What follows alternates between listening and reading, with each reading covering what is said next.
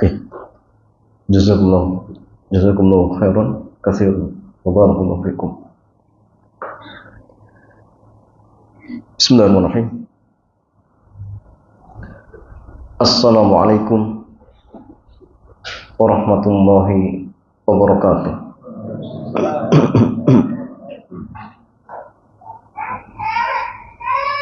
Alhamdulillah wassalatu wassalamu ala Rasulillah wa ala alihi wa sahbihi ajma'in. Amma ba'd. Ikhwan wa akhwati fillah, alhamdulillah kesempatan sore yang mulia ini Allah Ta'ala kembali mudahkan kita untuk melanjutkan dars kita pada kitab fikih ASN dan karyawan. Dan jamaah sekalian, tema di kesempatan sore hari ini berkaitan tentang 4 aturan pengelolaan harta negara. 4 aturan pengelolaan harta negara. Ya, sehingga masalahnya pembahasan ini lebih khusus lagi terkait ASN. Jadi orang-orang yang memang dipekerjakan dan dibayar oleh negara. Kalau di zaman Rasulullah, mereka dibayar dari Baitul Mal. Ini dari Baitul Mal. Jadi masalahnya, penulis kitab mengatakan, Bismillah wassalatu wassalamu ala Rasulillah wa ba'd. Para aparatur negara diangkat untuk bekerja mengelola kegiatan negara. Akad mereka dengan negara adalah akad ijarah. Di akad ASN itu akadnya apa? Ijarah. Sehingga posisi mereka adalah sebagai karyawan negara. Sebagai karyawan negara.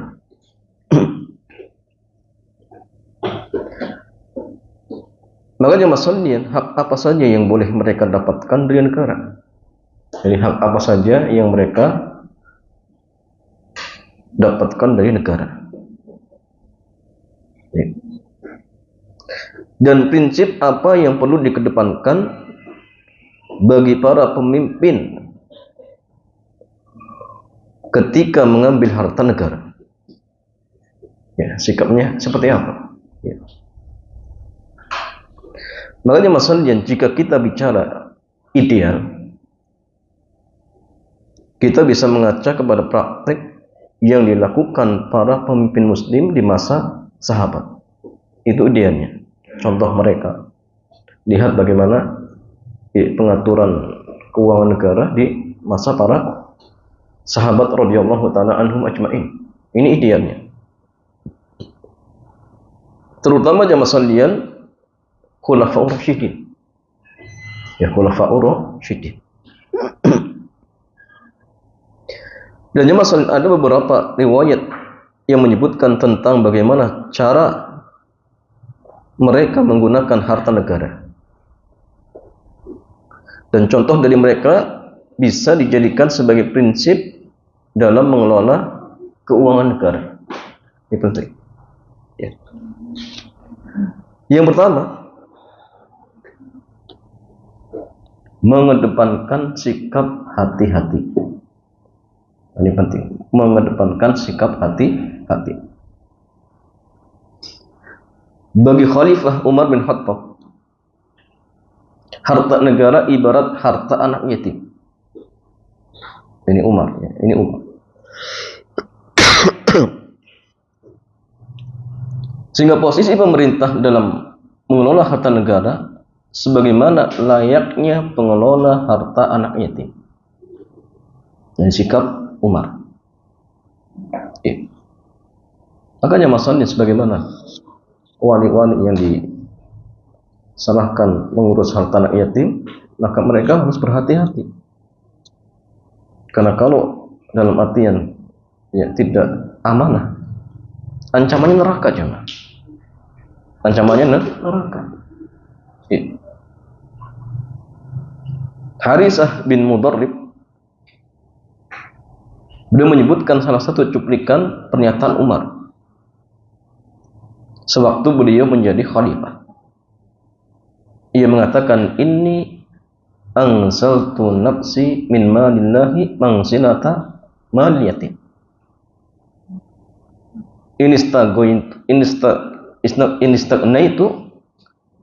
Istagnaitu fal istafaftu wa inik taqartu akaltu bil ma'ruf.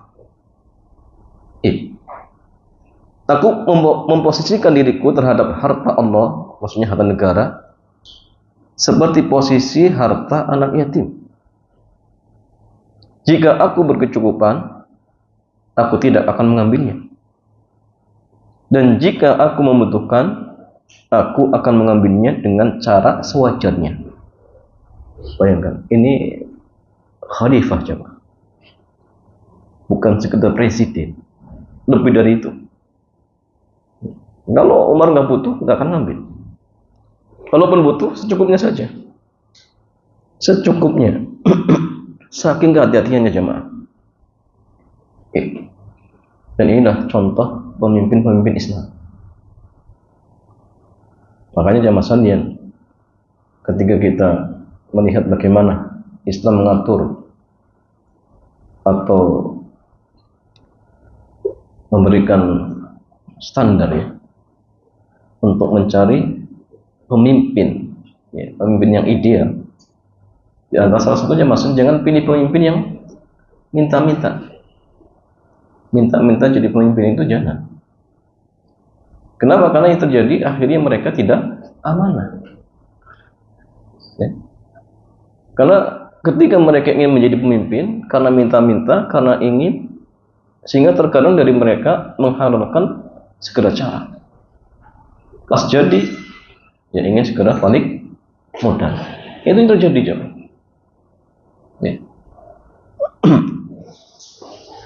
Banyak masalah.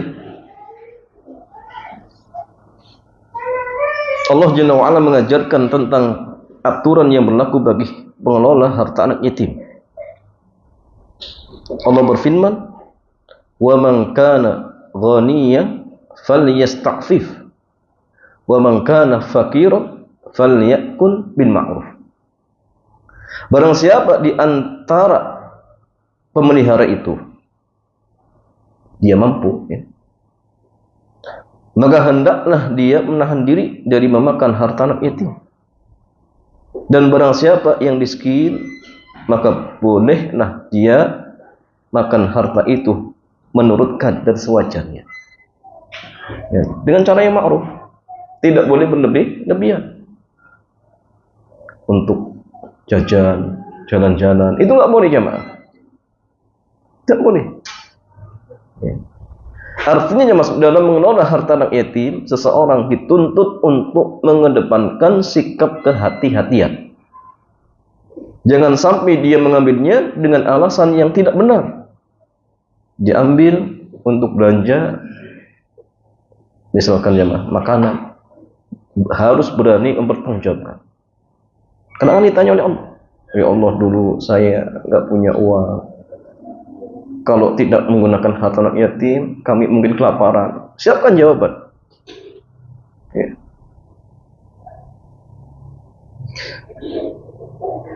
Karena memakan harta anak yatim seperti makan bara api neraka.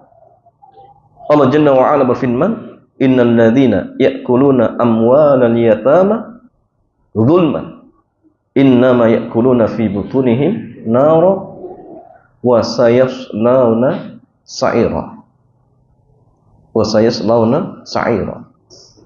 Sungguhnya orang yang makan harta anak yatim secara zalim seperti orang yang memasukkan bara neraka ke dalam perutnya dan dia akan masuk neraka.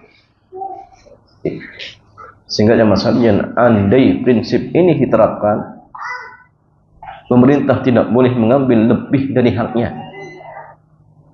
Sebagaimana pengelola harta anak yatim tidak boleh mengambil harta anak yatim melebihi dari haknya. Jadi ingat, prinsip yang pertama adalah prinsip kehati-hatian, tidak boleh ceroboh. Yang kedua jamaah sekalian, tidak boleh memperkaya diri dengan harta negara. Tidak boleh memperkaya diri sendiri dengan harta negara. Ali bin Abi Thalib radhiyallahu taala anhu pernah menyampaikan nasihat ini kepada Abdullah bin Zubair. Wahai Ibnu Zubair, aku mendengar Rasulullah sallallahu alaihi wasallam dia bersabda, la yahillu lil khalifati min malillah illa qas'atun ya'kuluha huwa wa ahlu wa qas'atun yadauha baina yadayin nas. Jadi Ali radhiyallahu taala anhu pernah mengatakan kepada sahabat Abdullah bin Zubair, tidak halal bagi khalifah untuk mengambil harta negara selain dua piring. Sepiring untuk dia makan bersama keluarganya dan sepiring untuk dia berikan ke rakyatnya. Cuma dua jamaah sekalian. Sehingga berdasarkan riwayat ini, hak pemerintah hanya sesuai gaji yang ditetapkan oleh negara. Lebih dari itu bukan haknya. Karena itu pemerintah tidak diperkenankan memperkaya dirinya dari uang negara. Ya jamaah sekalian, kalau kiranya misalkan pegawai ya atau ASN seperti ini, insyaallah kemiskinan yang mungkin berkurang jauh. Cuma yang terjadi apa? Sudah dapat gaji, kemudian apa? Di luar itu bahkan jauh lebih banyak. Ya. Dari korupsinya melebihi gajinya. Korupsinya itu melebihi gajinya jemaah. Mentang-mentang bagian pengadaan barang, masya Allah. Ya, akhirnya ambil kesempatan. Sehingga baru 2-3 tahun menjabat, hartanya sudah naik drastis. Nah, ini terjadi jam. Ya. Jadi bukan mengedepankan kehati-hatian, bukan ngambil secukupnya, tapi yang terjadi memperkaya diri sendiri. Dan ini kenyataan. Ya jamaah sekalian,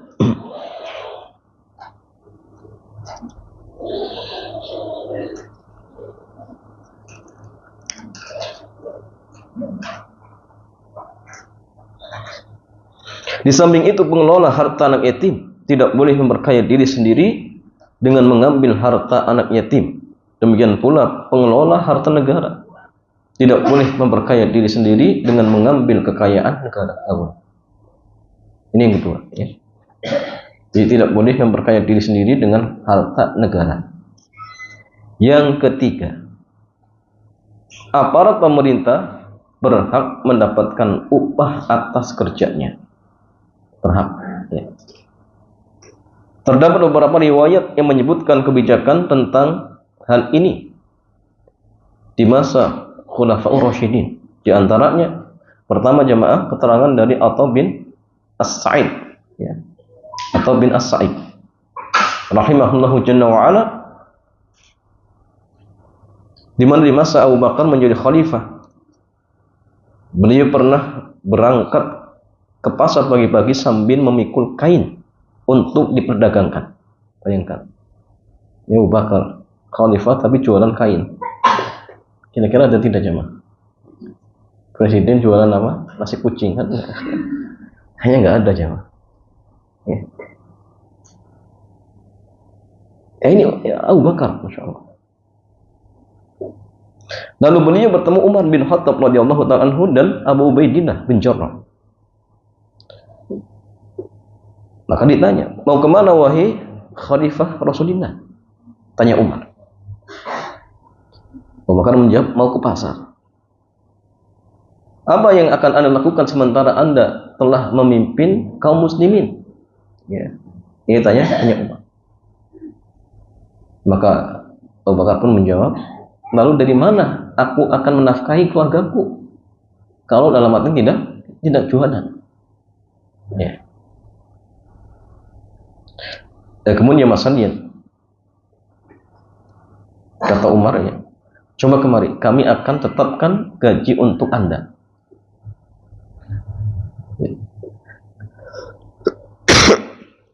Kata Atha bin Sa'ib, kata Atha bin As-Sa'ib, farafadullahu kulla yawmin syarta syatin wa kiswa fi ra'si wal batni.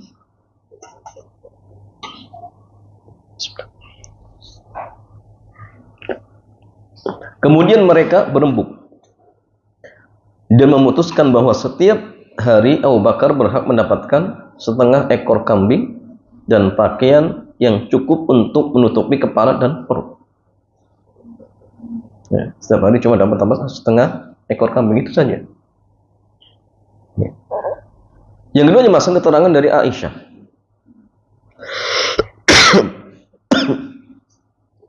Radhiyallahu ta'ala anha, beliau mengatakan ketika Abu Bakar menjadi khalifah, beliau mengatakan, laqad alima qaumi anna hirfati lam takun ta'jizu an mathubati ahli wa syukiltu bi amril muslimin wa sayakulu alu Abi Bakrin min hadzal mal wa yahtarifu lil muslimina fihi.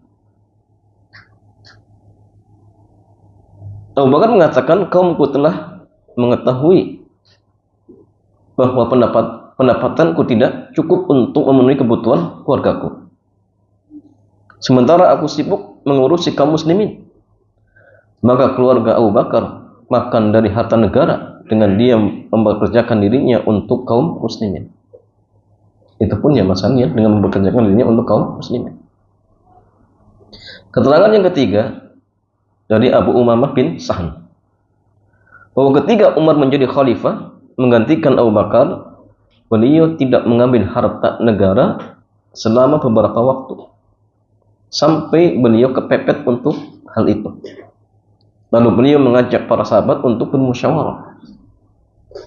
Umar menyampaikan kepada mereka, qad syaghalat nafsi fi hadzal amri fama yasluhu li fihi. Aku telah menyibukkan diriku dalam mengurusi negara. Apa yang boleh aku dapatkan dari tugas ini?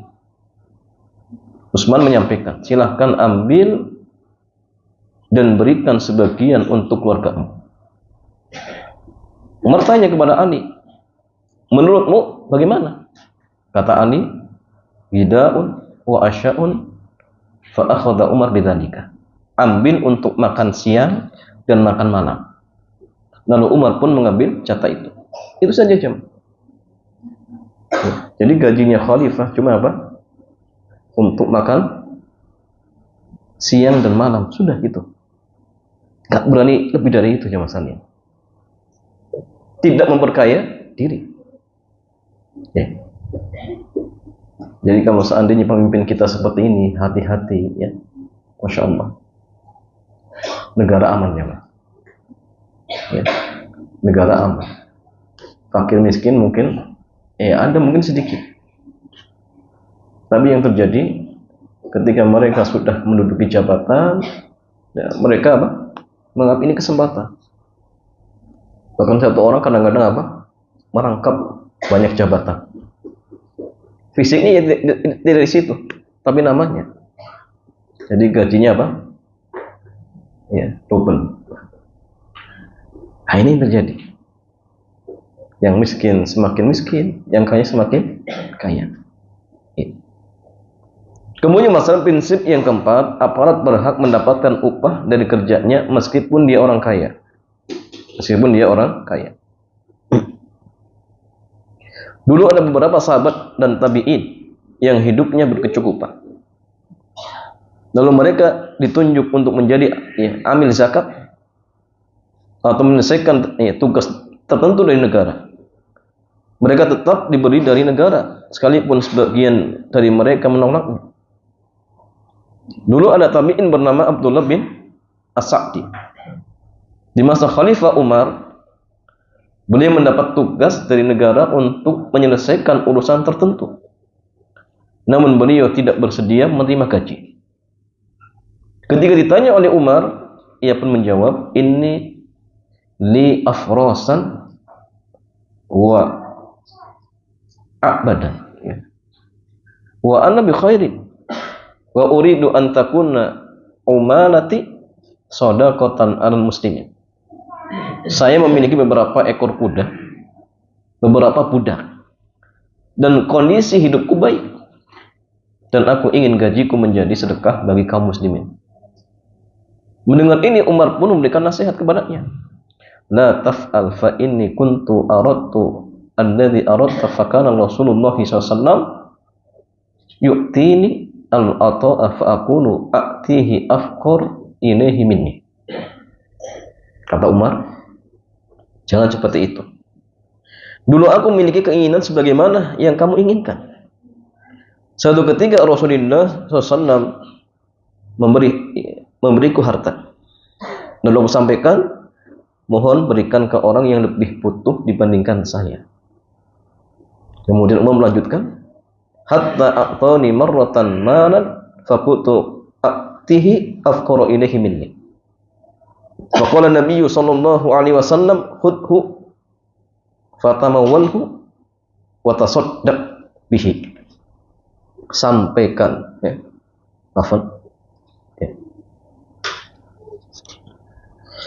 Hingga suatu ketika beliau memberikan harta, lalu aku sampaikan, silahkan Anda berikan kepada orang yang lebih butuh dibandingkan aku. Kemudian Nabi Sallallahu Alaihi Wasallam beliau pun bersabda, silahkan ambil harta ini, silahkan disimpan dan disedekahkan. Nah, sehingga artinya masalahnya dibolehkan, tidak masalah. Ya. Tetapi sekali lagi tidak boleh lebih dari haknya. Tidak boleh tadi memperkaya diri, ya. Kemudian tidak boleh apa? Tidak boleh ceroboh, ya. Sehingga masalahnya seandainya aparat negara mereka tahu bagaimana pertanggungjawabannya kelak di hadapan Allah, tentu ya, jarang orang yang ingin menjadi apa? Aparat negara.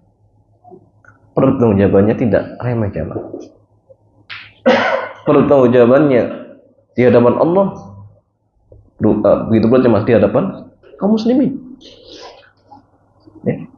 Kalau misalkan dia korupsi, yang dikorupsi itu harta siapa? Kaum muslimin jemaah. Kalau satu orang, antum minta maaf, selesai.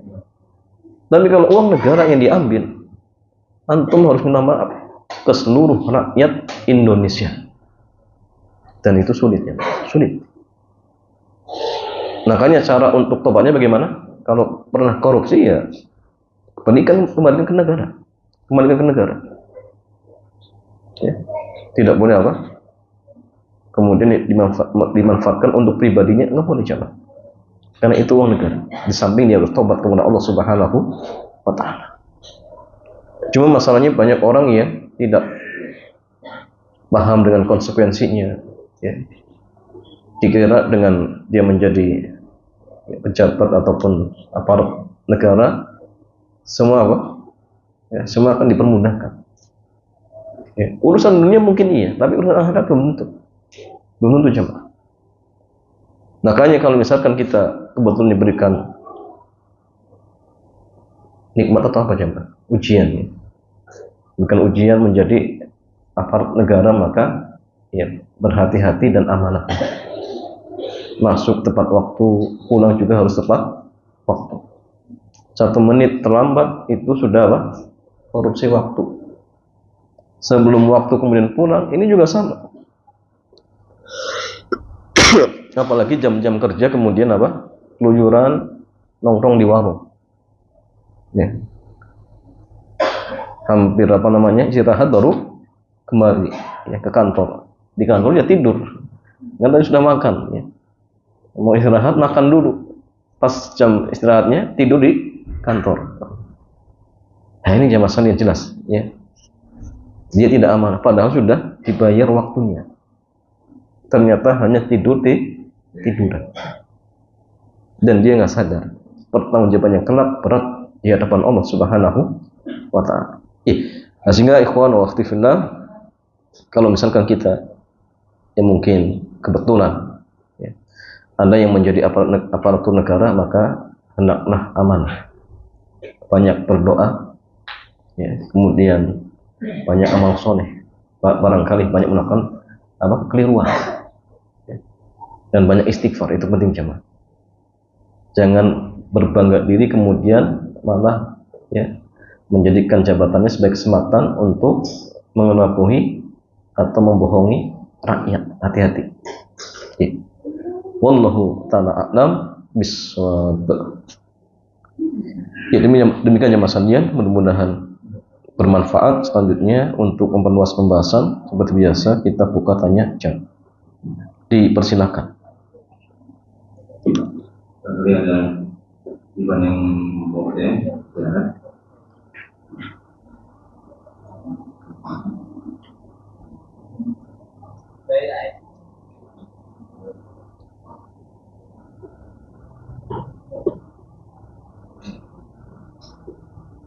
Cek. Bismillah. Izin bertanya Ustaz. Nah, betul. Di kantor kami baru-baru ini ada program yang dicanangkan oleh pimpinan, yaitu hadiah umroh bagi pegawai non ASN. Non ASN. Kami non ASN. Ya. Bagi pegawai non ASN. Tapi yang kami tidak tahu adalah sumber dananya ini dari mana. Karena jika kita lihat di kertas kerja anggaran itu tidak ada anggaran yang dialokasikan untuk bonus umroh tersebut. Jadi bagaimana hukum bagi karyawan non ASN itu yang mendapatkan hadiah umroh dari harta yang mungkin bisa dibilang cukup kecil. Ada pegawai yang non ASN, kebetulan mungkin dia kerja di instansi negara ya. Nah kemudian dari pegawai yang lain yang mungkin ASN memberikan mungkin hadiah ya, yang rajin nanti dapat hadiah umroh. Tapi masalahnya nggak jelas itu dari mana hartanya jemaah ya. Maka bagaimana sikap yang terbaik bagi pekerja non ASN tersebut? Kalau misal ternyata dia dapat giliran atau dapat hadiah, terima atau tidak jemaah? Terima atau tidak? Jawabannya gini jemaah sekalian. Kalau seandainya ada harta haram, yang haram ini jemaah bukan haram zatnya atau bukan karena diambil dengan cara paksa. Setelah itu dihadiahkan kepada seseorang. Pertanyaannya, apakah harta itu berubah menjadi halal? Berubah tidak? Pernah kita jelaskan ya. Kalau harta yang dalam artian didapatkan saling ridho ya, walaupun ini haram, kemudian diberikan ke orang lain lewat jalur hadiah, maka berubah menjadi halal. Itu yang haram. Ini subhat. Kemudian diberikan lewat jalur hadiah umroh. Pertanyaannya, hal tidak? Halal insyaallah. Insyaallah halal. Perkara misalkan harta ini ya mungkin ngambil dari sesuatu yang tidak dibolehkan, itu urusan dia. Urusan dia. Dia intinya apa? Hadiah. Dan hadiah itu halal.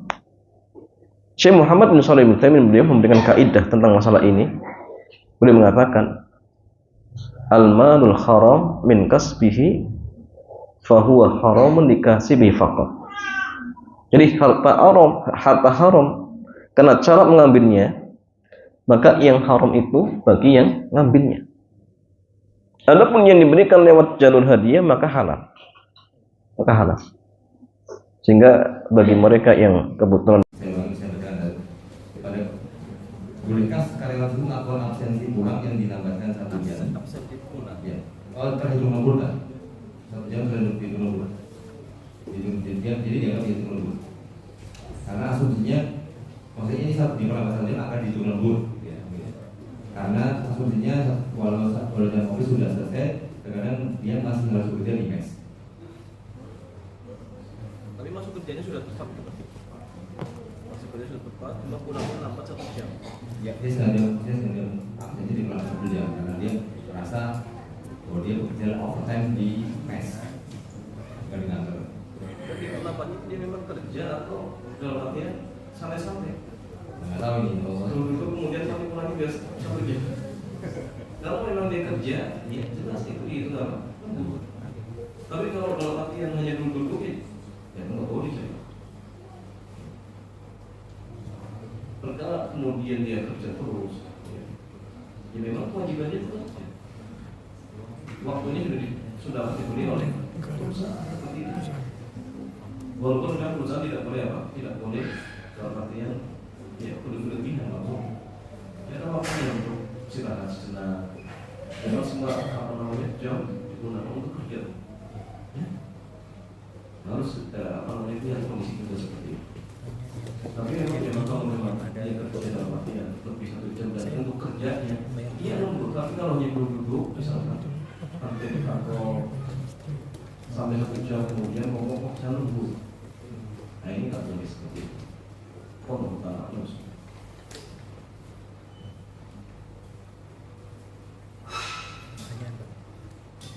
ada tadi baca langsung.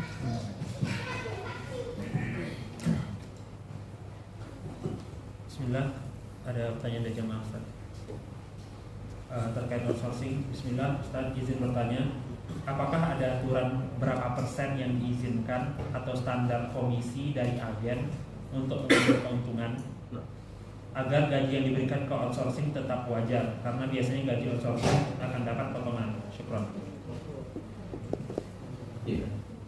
Apakah ada standar dari persen dari agen untuk mengambil keuntungan dari karyawan yang dikerjakan.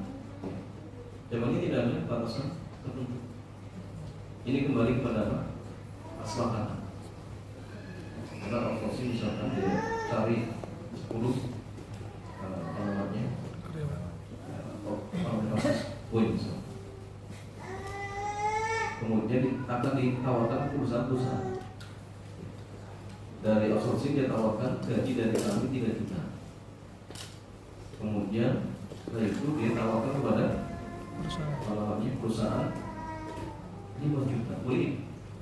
Boleh nggak masalah. Yang pentingnya gini ya, outsourcing sudah membeli jasanya. Jadi tidak ada batasan, bebas. Walaupun karyawan itu tidak tahu, boleh tidak jalan? Boleh. Nggak perlu, yang penting nggak perlu. Yang penting ini outsourcing dia cari apa karyawan dulu.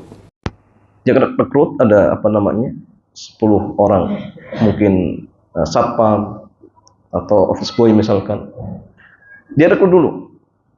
Berarti dalam hal ini outsourcing punya 10 karyawan dari office boy, kemudian 10 dari security.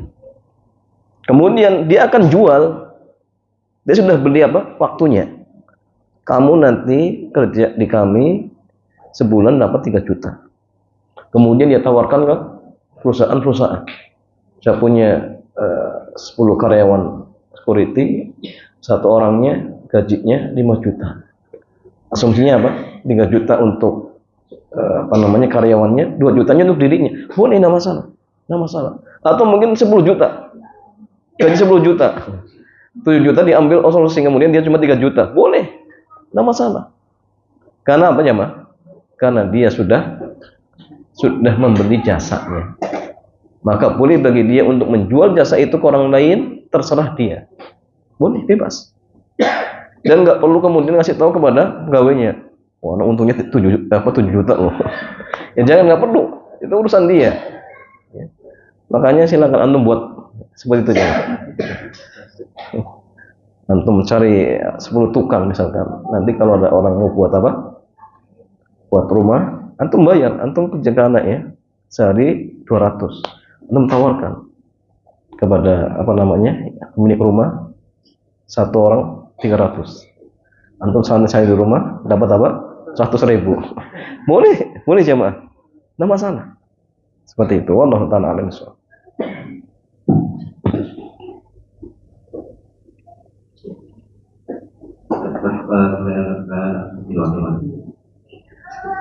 Bapak ingin bertanya, apa hukumnya seorang itu diam-diam membelanjakan atau membelanjakan nafkah dari suaminya untuk diberikan kepada saudara-saudaranya?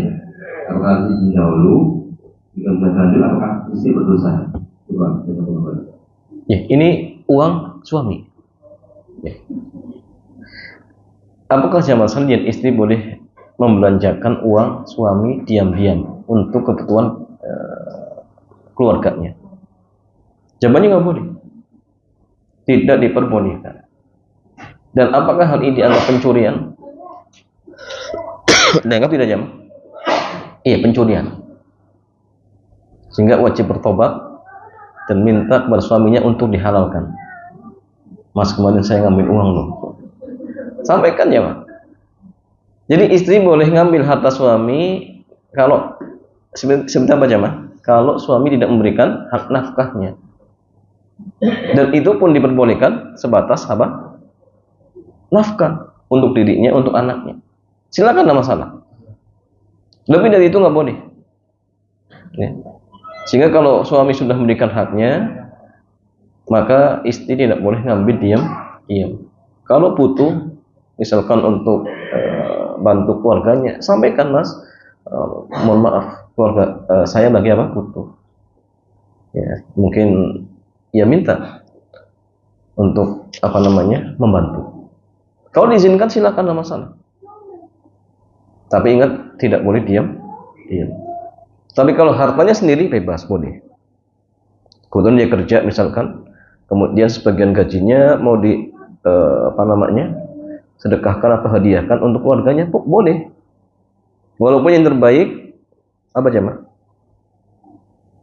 Sampaikan kepada suaminya. Kenapa? Karena suami nanti bisa mengarahkan. Karena kadang istri itu ceroboh. Nah, sehingga sampaikan kepada suaminya, mas, ini saya ingin ngasih hadiah ke keluarga saya, boleh tidak? Paling uang dirinya. Yang terbaik apa? Sampaikan. Kata suami, oh nggak masalah, bagus. Ya, silakan. Tapi kalau enggak, mendingan untuk ini saja, SPP anak-anak. Ya. Nanti suami yang arahkan. Ya. Sehingga kalau harta sendiri boleh, walaupun yang terbaik kalau bisa disampaikan kepada suami. Tapi kalau harta suami tidak diperbolehkan kecuali dengan izin. Ya. Begitu pula kalau misalkan ingin ngasih ke peminta-minta dari harta suami, minta izin. Ya, kalau diizinkan silakan, kalau tidak maka tidak diperbolehkan seperti itu. Wallahu ta'ala a'lam bishawab. Dari mana ada yang mau bertanya lagi?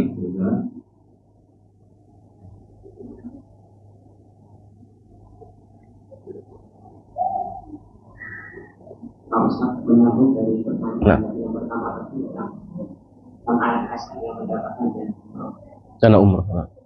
Bagaimana kalau hukumnya non-ASN itu beda dalam lingkup yang sama itu kemungkinan besar dia mengetahui seluruh dulu anggaran dari mana kita kemungkinan tahu jelas. Uang ini uang apa dulu masalahnya? Gini, kalau uang tersebut dalam artian diambil secara ridho, misalkan, atau diambil secara paksa, atau pencurian, itu beda dengan hukumnya. Kemungkinan yaitu dari yang sukat tadi. Iya, sukat itu bisa gini. Artinya apa? Contoh gini, uang haram itu bisa dari judi. Judi itu diambil saling ridho, riba saling ridho. Kemudian apa lagi? Togel, ya saling ridho. Maka seperti ini jamaah, dia kan berubah menjadi halal. Tapi kalau begal, ya, mau dihadiahkan ke orang pun tetap haram. Dari apa? Di setting-setting anggaran. Ini termasuk yang mana Jamaah? Pencurian atau apa? Ya, korupsi. Kalau korupsi berarti ini ngambil harta rakyat. Maka kalau tahu benar ini korupsi, nggak boleh dia terima. Seperti itu. Tidak boleh dia terima. Tapi kalau misalkan dari apa namanya seperti sogok, nah, maka ini beda nanti kasusnya. Karena sogok itu yang ngasih ridho, seperti itu. Lalu dari perusahaan apa ngasih ya tadi seperti sogok dan lain sebagainya, riswah. Maka kalau seperti ini dananya, maka ketika dihadiahkan kepada seseorang misalkan, maka berubah menjadi halal. Seperti itu. Walaupun yang ASN itu ada dalam lingkup yang sama, kemudian ada supaya tidak dilatih langsung atau langsung membantu dalam proses kerja. Dia ikut membantu, malah kan dapat dosa ya mah. Dapat dosa. Kenapa? Karena membantu perbuatan yang buruk. Wala ta'awanu 'alal itsmi wal 'udwan. Itu nggak boleh. Dia bantu dengan harapan apa? Dapat hadiah. Oh, ini jelas nggak boleh. Satu, pertama dia bantu kemungkaran. Yang kedua dapat hadiah dari usahanya dia karena membantu tersebut. Ini nggak boleh. Seperti itu. Allah. Ya. Masalahnya ya untuk urusan negara ya tanpa itu. Ya maka hati-hati antum umroh dari mau sendiri saja. Wallahu a'lam bishawab. Dan kemudian apakah diperbolehkan lanjut sekolah dengan program yang sumbernya dari pajak? Contohnya mungkin program LPDP. Apakah boleh kita melanjutkan apa? Sekolah bersumber dari beasiswa mana? LPDP dan itu dari pajak. Benar dari pajak. Sahih. Ya, ini hadiah. Hadiah dari pajak. Pajak itu diambil secara ridho atau secara paksa saja.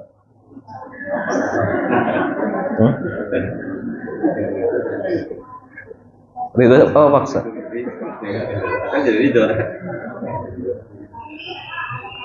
Kalau saling ridho, maka kembalinya tadi, ya. Kalau sudah berpindah dengan cara hadiah, maka berubah menjadi halal. Antum ketika bayar pajak itu enggak? Itu enggak Jamaah? Ustaz, saya ridho karena nggak tahu hukumnya. Wallahu a'lam Jamaah sekalian. Pajak itu masuknya apa? Ya, saya ridho. Sahih? Seperti riba kan sama seperti itu Jamaah. Yang ngasih juga kan itu. Tapi memang Jamaah ada unsur kedzaliman juga. Wallahu a'lam Jamaah. Ini subhat. Allah a'lam. Jadi kalau dalam artian sumbernya memang benar dari pajak seperti itu, ya kalau bisa dihindari. Kalau bisa dihindari. Tapi kalau syubhat campur dari yang macam-macam misalkan, nggak masalah Jamaah. Silakan dilanjutkan saja ya, kuliahnya sampai selesai. Tapi kalau murni dari yang tadi, ya, misalkan, maka hindari seperti itu. Karena dana dari pajak itu ada sedikit unsur kedzaliman. Karena seolah-olah dia ngambil harta orang lain dengan cara yang tidak dibenarkan. Seperti itu. Sehingga wallahu a'lam lebih condong kayaknya hindari. Ya, wallahu a'lam. Dari Imam ini bagaimana Imam Ghazali? Assalamualaikum warahmatullahi wabarakatuh. Waalaikumsalam warahmatullahi wabarakatuh. Pertanyaan terkait alokasi anggaran. Jadi di satu kantor itu, kantor pemerintah, ada musola. Nah, tapi di mata anggaran kerja di kantor itu tidak ada anggaran untuk pemeliharaan atau perawatan musola karena bukan termasuk tugas kantor itu. Jadi mata anggarannya adalah berbunyi untuk pemeliharaan gedung kantor, tidak termasuk untuk musola. Nah, Tapi dari kantor itu Bapak membelanjakan lampu untuk gedung kantor, tapi kemudian oleh pengelola musola yang sudah pegawai kantor juga itu untuk penggantian lampu di musola itu ngambil dari stok lampu pembelanjaan untuk kantor, akhirnya dipakai untuk dipasang di musola. Nah, itu hukumnya gimana? Ya jamaah sekalian, Allah alam ini boleh insyaallah. Kalau kantor sudah dibolehkan, apalagi musola. Karena musola juga sama, ini masalah umum. Dan masalah umum itu kembali kepada negara. Negara yang berhak apa? Memfasilitasi kita. Sehingga kalaupun misalkan dalam aturan resminya tidak ada, tapi kan secara real penggunaannya tepat. Sehingga insya Allah tidak masalah. Ya tidak masalah. Kalaupun nanti dipertanggungjawabkan kelak di akhirat, gampang jawabannya. Ya Allah untuk musola. Selesai. Bukan untuk pribadi, kalau untuk pribadi jadi masalah jemaah. Ya Allah saya makan sendiri untuk jajan misalnya, oh ini masalah. Dan kalau untuk kemaslahatan umum, insya Allah ini penggunaannya tepat seperti itu. Wallahu a'lam. Yang lain boleh. Ini pertanyaan yang kalau dalam Windows. Apakah pernyataan berikut ini benar? Jika ada calon pemimpin yang lebih baik agama dan akhlaknya, lalu Anda pilih yang lebih buruk, berarti Anda telah berkhianat kepada Allah, Rasulullah dan umat. Jangan lagi tadi. Apakah pernyataan berikut ini benar? Jika ada calon pemimpin yang lebih baik agama dan akhlaknya, lalu Anda pilih yang lebih buruk, berarti Anda telah berkhianat kepada Allah, Rasulullah dan umat. Jawabannya gini jamaah sekalian, kalau antum tahu ada calon pemimpin yang ini sedikit mudaratnya, kalau mungkin lebih baik sulitnya, pokoknya sedikit mudaratnya lah. Kemudian pilih yang lebih banyak mudaratnya, ya siap saja jawabannya di hadapan Allah. Kenapa fulan dulu memilih orang yang paling bahagia untuk Islam? Ya Allah saya dikasih uang. Hati-hati jamaah sekalian, diatur oleh Allah. Maka gini, kalau antum ingin memilih pemimpin, maka pilihlah pemimpin yang paling sedikit bahayanya untuk Islam, paling sedikit, dan paling banyak manfaatnya untuk Islam. Sehingga nanti kita ditanya oleh Allah, ya Allah, saya ketika itu beristihad, si fulan menurut saya ketika itu sedikit bahayanya untuk Islam, dan lebih banyak manfaatnya daripada yang lain terhadap Islam. Selesai. Karena istihad. Ya. Pun kalau keliru dimaafkan. Tapi kalau sudah tahu ini jelek kok dipilih, ini jelas bahaya jemaah. Enggak boleh. Maka ingat ya, standar kepemimpinan apa? Yang ideal itu seperti apa jemaah? Dan ideal itu kepemimpinan yang standarnya kepemimpinan syar'i. Kepemimpinan syar'i itu standarnya apa?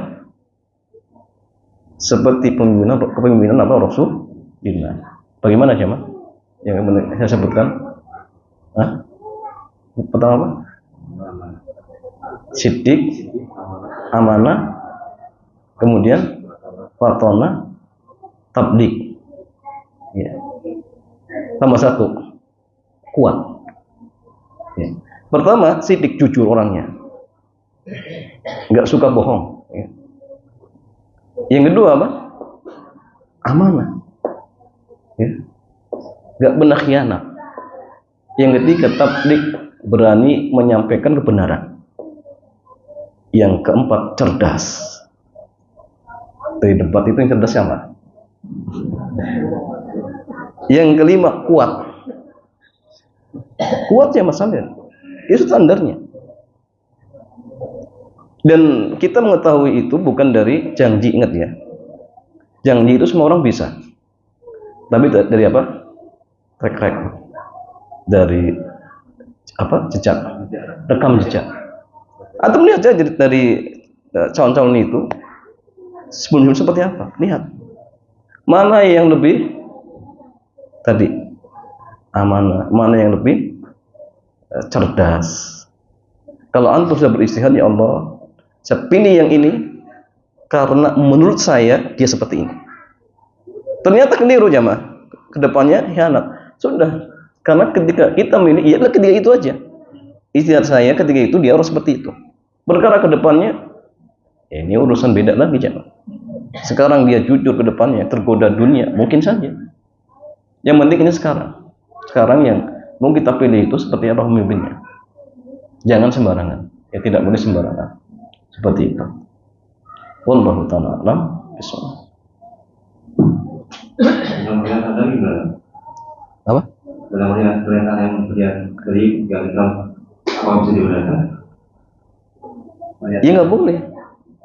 Kalau tahu ini yang sedikit mudaratnya kemudian dipilih yang lebih bahaya, dia akan bertanggung jawab. Itu keliru. Nggak boleh. Ya Allah Alhamdulillah. Pertanyaan berikutnya tentang pemilu.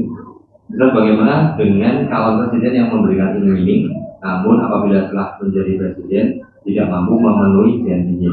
Bagaimana hukumnya? Iming-iming apa maksudnya itu? Janji-janjinya. Oh, janji-janji dikasih uang tidak? Enggak. Ya, masalahnya gini, jangan kita melihat janji. Semua orang bisa janji. Sampai pun misalkan begal, perampok, bisa nggak janji? Bisa. Nanti kalau jadi lurah, warga kampung akan ini dan itu. Bisa jamaah. Itu janji. Tapi ingat, melihat seseorang itu dari apa namanya? Ya, rekam jejaknya. Bagaimana duduknya? Dia amanah atau tidak? Dia apa namanya? Siddiq atau tidak? Jujur atau tidak? Kalau tukang bohong ya jangan. Jangan jamaah. Ya, sehingga jangan mudah tergiur dengan janji seperti itu. Wallahu a'lam. Ya jemaah sekalian, demikian mudah-mudahan kajian kesempatan sore hari ini bermanfaat. Kita tutup. Subhanakallahumma bihamdik, asyhadu an la ilaha illa anta, astaghfiruka wa atubu ilaik. Assalamualaikum warahmatullahi wabarakatuh.